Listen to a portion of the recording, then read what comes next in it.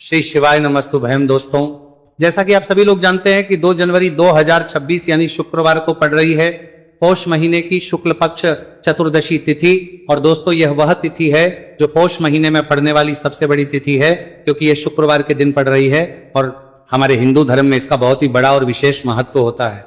पूज्य गुरु जी ने कहा है कि अगर कभी भी मौका लग जाए और पौष महीने की चतुर्दशी तिथि शुक्रवार को पड़ जाए तो आप लोगों को सिर्फ और सिर्फ एक चुटकी काले तिल वाला उपाय तो अवश्य ही करना चाहिए, क्योंकि इन दोनों तिथियों का संयोग बहुत ही कम आता है। इसी के साथ दोस्तों, गुरुजी ने कहा है कि जब भी पौष महीने की चतुर्दशी तिथि पड़े तो आप लोगों को सिर्फ एक चुटकी काले तिल वाला उपाय तो अवश्य करना चाहिए। यह उपाय इतना खास है कि अगर आपने सही मुहूर्त पर सही क्रिया अनुसार एक चुटकी काले तिल वाला उपाय कर लिया, जो प्राचीन काल के समय का महा उपाय है, तो मान के चलिए दोस्तों, महादेव जी के आशीर्वाद से आपके जीवन का कितना ही बड़ा दुख हो उससे आपको मुक्ति मिल जाएगी। आपकी कोई भी मनोकामना हो, मान लीजिए आप नौकरी की तैयारी कर रहे थे तो आपकी नौकरी लग जाएगी, आपका बंद पड़ा चल पड़ेगा। और दोस्तों, आप जिस बीमारी से आप बहुत दिनों से परेशान थे उस बीमारी से आपको मुक्ति मिल जाएगी। आपके जीवन में धन आना शुरू हो जाएगा, आपके जीवन में धन आने के नए नए रास्ते खुल जाएंगे।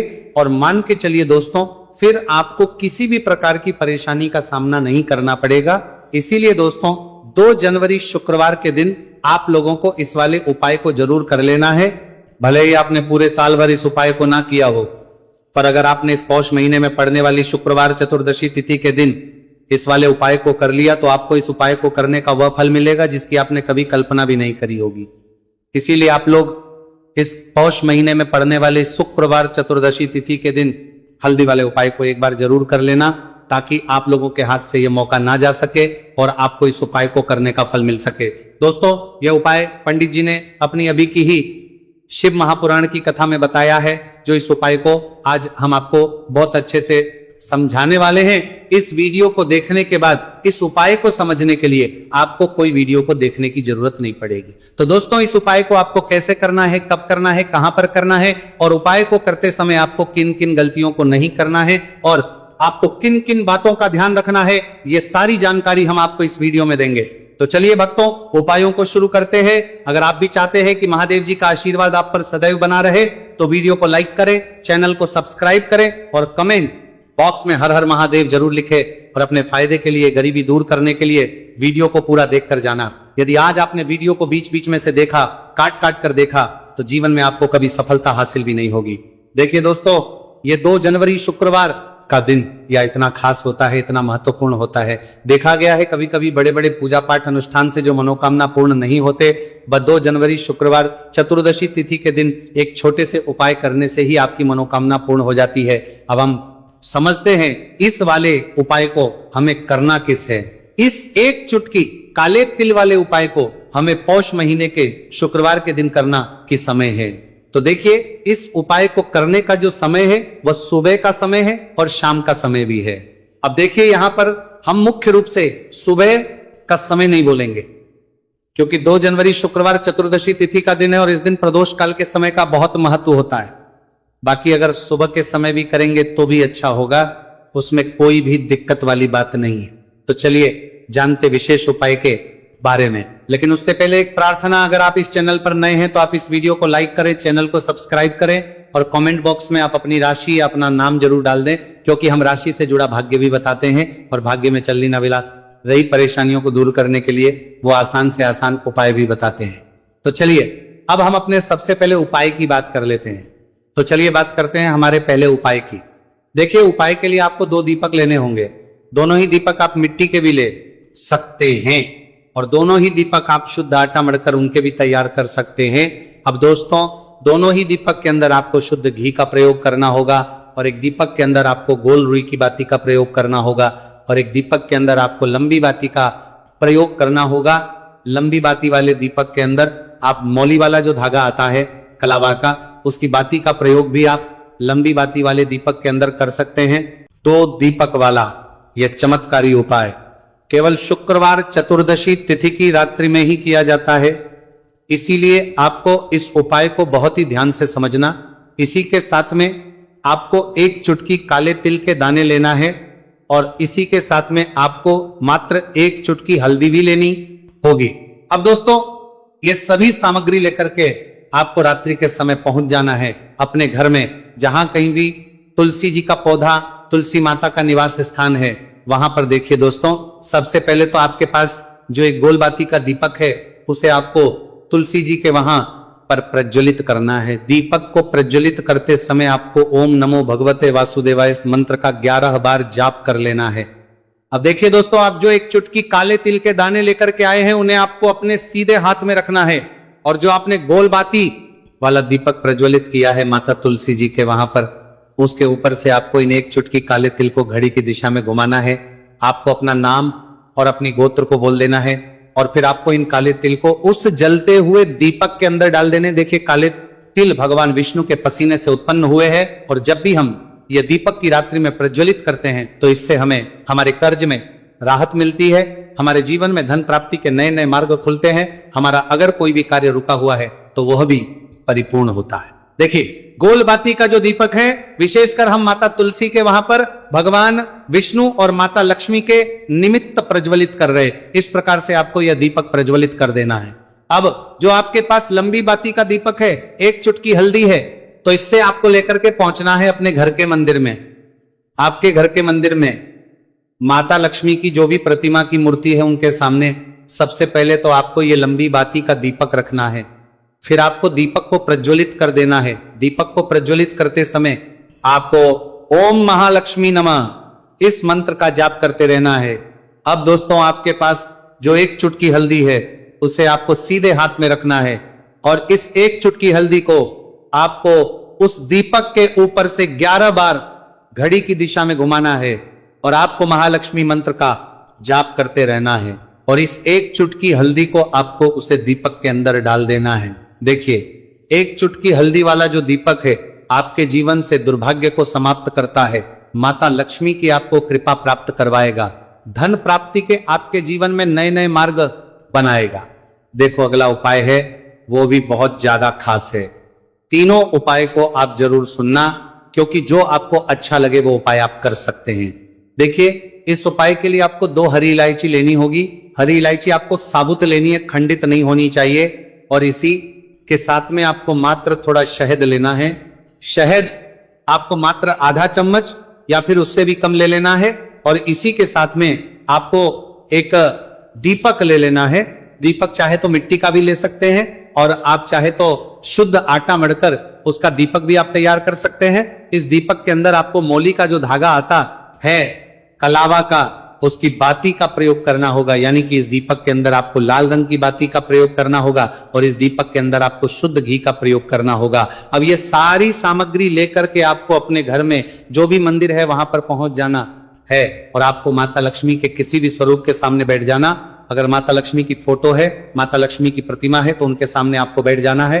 अगर माता पार्वती की प्रतिमा है तो उनके सामने आपको बैठ जाना है, यानी कि किसी भी माता के स्वरूप के सामने आपको बैठ जाना है। अब देखिए सबसे पहले तो आपको माता रानी के सामने थोड़ी सी चावल की ढेरी बना देनी है, यानी कि थोड़े से अक्षत के दाने आपको माता रानी के सामने रखना है। उसके बाद आप जो एक दीपक लेकर के गए हैं उस दीपक को आपको उन्हीं चावल के दानों के ऊपर रख देना है, और फिर इस दीपक को आपको माता के सामने प्रज्वलित कर देना है। देखिए इस दीपक को प्रज्वलित करते समय आपको ओम महालक्ष्मी नमः इस मंत्र का लगातार जाप करते रहना है। दीपक को प्रज्वलित करने के बाद आप जो 2 हरी इलायची लेकर के गए हैं उसमें से एक हरी इलायची को तो आपको उसी दीपक के अंदर डाल देनी है, और वहीं पर आपको कम से कम 21 बार ओम महालक्ष्मी नमः इस मंत्र का जाप कर लेना है। अब आपके पास जो शहद है और एक हरी इलायची है उसे सीधे आपको लेकर के पहुंच जाना है। भगवान शिव के मंदिर में पूज्य गुरु जी ने बताया है कि यह उपाय आपको सिर्फ और सिर्फ शाम के समय ही करना होगा। शाम को जब भी सूर्यास्त का समय होता है तो उस समय आपको यह उपाय करना है। लेकिन सबसे पहले तो आपके पास जो एक हरी इलायची है उसे आपको उस शहद के अंदर अच्छे से डुबो देना है, यानी कि शहद का लेपन उसे हरी इलायची के ऊपर चारों तरफ आपको कर देना है। अब ये जो शहद से युक्त हरी इलायची है इससे आपको भगवान शिव शिवलिंग पर अर्पित कर देनी है, और आपको वो श्री शिवाय नमस्तु भयम इस मंत्र का लगातार जाप करते रहना है। फिर इसके बाद आपको एक लोटा जल भी अपने साथ लेकर के जाना है, तो ये एक लोटा जल भी आपको धीरे धीरे शिवलिंग पर समर्पित कर देना है और आपको श्री शिवाय नमस्तुभयम इस मंत्र का जाप करते रहना है। फिर इसके बाद आपको अपने घर आ जाना है। इस प्रकार से आपको यह उपाय कर लेना है। तो चलिए दोस्तों, जान लेते हैं गुरु जी द्वारा बताए दूसरे उपाय के बारे में। देखिए, इस उपाय के लिए आपको लेना है 11 चावल के दाने। गुरु जी ने कहा है चावल के दाने खंडित नहीं लेने हैं, बिल्कुल साबुत होने चाहिए। उसके साथ में आपको लेना है एक बेलपत्र। बेलपत्र का भी एक नियम है, अगर आपके पास बेलपत्र नहीं है तो आप शिवलिंग से उठाकर उसको पुनः शुद्ध जल से धोकर इस्तेमाल कर सकते हैं। इस प्रकार आपको बेलपत्र लेना है। इसके बाद आपको एक लोटा जल लेना है। अब ये सब लेकर आपको जाना है महादेव के मंदिर में। देखो, अब आपको उत्तर साइड में खड़े हो जाना है और सबसे पहले आपको एक बेलपत्र अपने हाथ पर और 11 चावल दाने रखकर शिवलिंग के ऊपर अपना नाम और गोत्र बोलते हुए समर्पित कर देना है और ओम नमः शिवाय श्री शिवाय नमस्तुभयम का लगातार जाप करना है।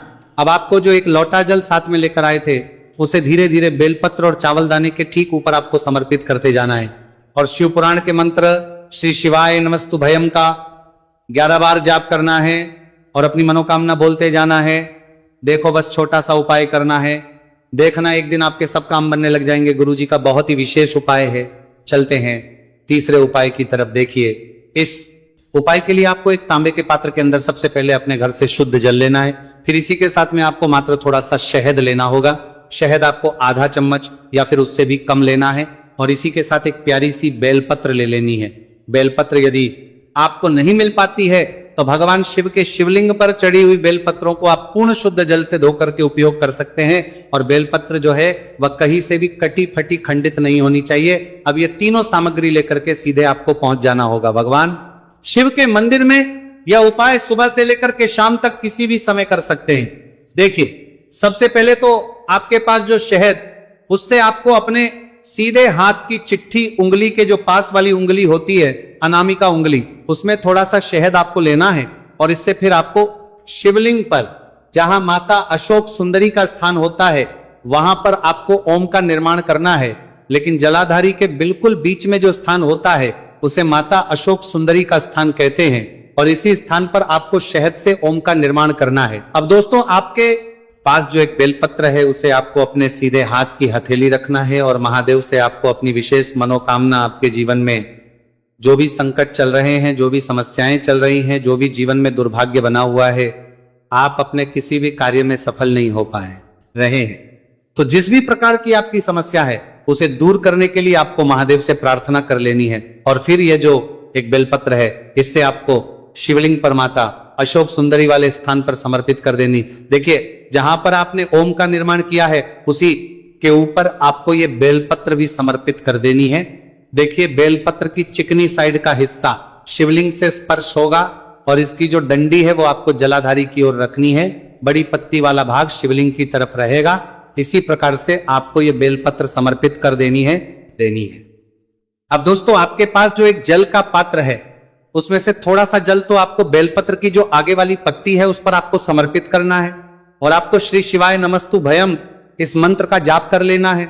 फिर उस पात्र के अंदर जो जल बचेगा उसे पूरा आपको भगवान शिव के शिवलिंग पर धीरे धीरे समर्पित करते जाना है और लगातार आपको शिव महापुराण के मूल मंत्र श्री शिवाय नमस्तुभयम इस मंत्र का जाप करते रहना है। गुरुजी ने कहा है कि जल आपको इतने धीरे धीरे समर्पित करना है कि जल समर्पित करते हुए आप कम से कम 11 बार श्री शिवाय नमस्तुभयम या फिर ओम नमः शिवाय इस मंत्र का जाप कर सके। फिर इसके बाद वापस आपको अपने घर आ जाना है। इस प्रकार से आपको ये उपाय कर लेना है। आप देखेंगे कि आपकी सभी मनोकामनाएं अवश्य ही पूरी होंगी। ये उपाय आपको अवश्य करने हैं। इस वीडियो में हमने आपको 3 से 4 महा उपाय आपको बताए हैं जो आपको शुक्रवार के दिन करने हैं। अगर आपके मन में उपाय से जुड़ा कोई भी सवाल है तो आप कमेंट बॉक्स में पूछ सकते हैं। अगर आपको हमारी ये वीडियो पसंद आई हो तो हमारे इस वीडियो को लाइक करें, को सब्सक्राइब करें और कमेंट बॉक्स में लिखें हर हर महादेव, जय मां लक्ष्मी को। यदि आपके जीवन में आर्थिक संकट बहुत अधिक हो रहे हैं, धन की समस्या लगातार जीवन में बनी हुई है, एक एक रुपयों को प्राप्त करने के लिए आपको बहुत अधिक मेहनत कर रहे हैं, तो आज रात्रि में सोने से पहले आपको हो ये एक चमत्कारी दीपक का उपाय अवश्य करना है। या फिर यदि आपका जो व्यापार है, बिजनेस है, दुकान है, वो अच्छे से नहीं चल पा रही है, तो आज रात्रि में विशेष दीपक का उपाय आपको अवश्य करना चाहिए। देखो दोस्तों, दीपक हमारे घर में सभी नकारात्मक शक्ति को बाहर करता है। ये उपाय आपको साल में केवल एक बार करने का ही मौका मिलता है। देखिए, इस उपाय के लिए आपको तुलसी जी की जो सूखी लकड़ी होती है उसे ले लेना है। देखिए दोस्तों, यदि आपके पास पुरानी तुलसी जी की लकड़ी है तो उसे आप ले सकते हैं, और यदि आपके घर में तुलसी जी जो लकड़ी है वो सूखी हुई है तो उसकी लकड़ी आप तोड़ करके इस्तेमाल कर सकते हैं। लेकिन आपको ध्यान रखना है कि सूर्यास्त से पहले पहले ही आपको ये जो तुलसी जी की लकड़ी है इसे अवश्य ही तोड़ लेना है। तो इस उपाय के लिए आपको सबसे पहले तो एक मिट्टी का दीपक लेना होगा, चाहे तो आटे का दीपक भी ले सके, क्योंकि आटे का दीपक सभी दीपक में सर्वोत्तम माना गया है। इस दीपक के अंदर आपको शुद्ध घी का प्रयोग करना होगा, और इससे दीपक के अंदर अपने जो तुलसी जी की लकड़ी ली है उसे भी रख देना है। लेकिन ये जो तुलसी जी की लकड़ी है इसमें आपको चारों तरफ अच्छे से घी लगा लेना है। देखिए, गुरुजी ने बताया है कि जो तुलसी जी की लकड़ी है यदि आप उपाय करते हैं और बहुत ही शीघ्रता से जल जाती है तो इसके लिए आपको एक कार्य करना है। आपको थोड़ी सी रुई ले लेनी है और उस रुई को आपने जो तुलसी जी की लकड़ी ली है उस पर अच्छे से चारों तरफ लपेट देनी है। तुलसी जी की लकड़ी के ऊपर रुई लपेटने के बाद इसे आपको पूरा घी के अंदर डुबो लेना है। अब इसे आपको बाती के रूप में प्रयोग करना है। अब दोस्तों, इस दीपक को आपको प्रज्वलित यहां करना है। तो इस दीपक को आपको या तो भगवान विष्णु के सामने प्रज्वलित करना होगा, या फिर आपको भगवान श्री रामा के सामने प्रज्वलित करना होगा, या फिर भगवान कृष्णा के सामने, यानी कि भगवान विष्णु के जो भी अवतार है उनके सामने आप ये दीपक प्रज्वलित कर सकते हैं, या फिर आप इससे दीपक को माता तुलसी जी के सामने भी प्रज्वलित कर सकते हैं। पूज्य गुरु जी ने बताया है कि जो भी व्यक्ति इस प्रकार से तुलसी जी की डंडी से दीप दान कर देता है उसके जीवन में कभी भी धन की समस्या नहीं होती है। इसीलिए आपको ये पूरे साल में केवल एक बार ही मौका मिलता है। इस उपाय को करके देखना, आपकी सभी इच्छाएं जरूर पूर्ण होंगी। ये जो उपाय है रात्रि में सोने से पहले